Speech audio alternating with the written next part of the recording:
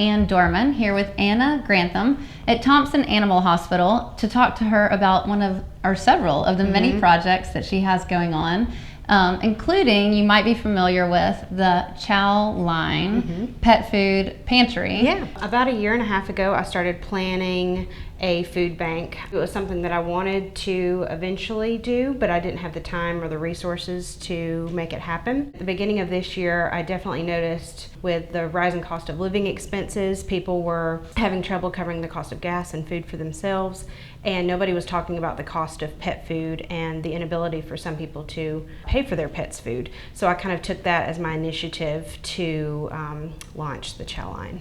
Do you have ongoing donations, or do people just kind of contribute as they're able to, or how does it run? There are donation stations set up across Baldwin County. Local shops and vet clinics have allotted a small space for us, and people from the community can come into their local space and donate the pet food that way, and then we pick up once a week.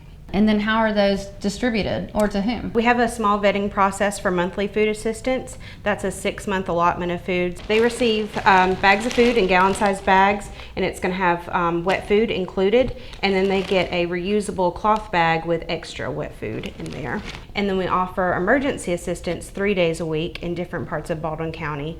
That is a one-time assistance with no application needed, and it is enough food for 3 days for their pets, so kind of to help them get from paycheck to paycheck. When you think about potential storm season, with hurricane season coming up, my goal is to have several small food drives so that we are prepared for being inundated with calls. A lot of the homeless shelters and places that take in displaced families don't allow pets, and so foster families are going to have to pick up that weight, and they're going to need help with the pet food as well.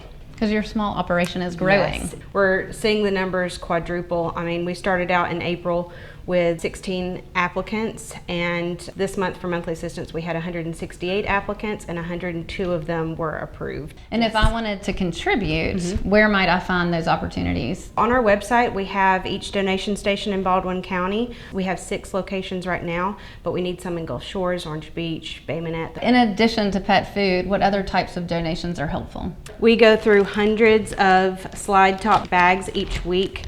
These are always needed. They can be dropped off at our donation station. Right now we are fundraising for a utility trailer, a 6x10 cargo or utility trailer, covered trailer.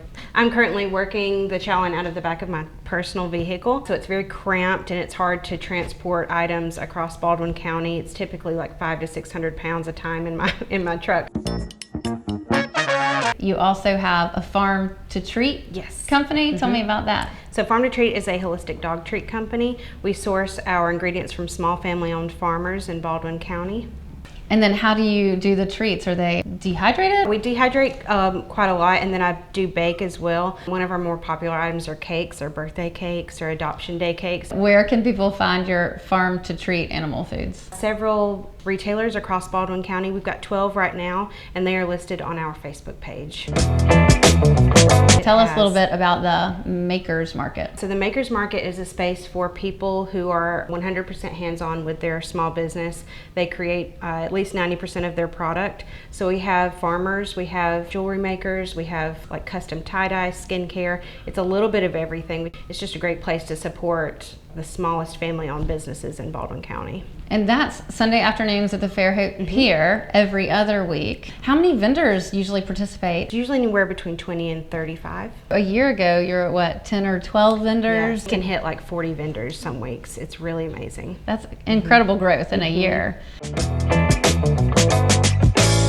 One of the many irons you have in the fire, Anna, is also art. Blackboard art is great for bars and restaurants if they're wanting some food illustrations or some permanent wording on an A-frame sign out front of their business. I've had a lot of fun doing that, just creating unique weatherproof signs for small businesses. I've seen them all throughout Fairhope, right? You have several places downtown. I do. There's 12 stores. Some of the stores have several signs in there. Right now I'm working on one for Fairhope Soap Company for both of their locations. Wow, you are busy. You have a lot going on, Anna. Anything else that we should talk about? So we're having a children's pet portrait contest. It's a fundraiser for the Chow Line. It's a $15 entry fee. The entry fee supports the Chow Line directly.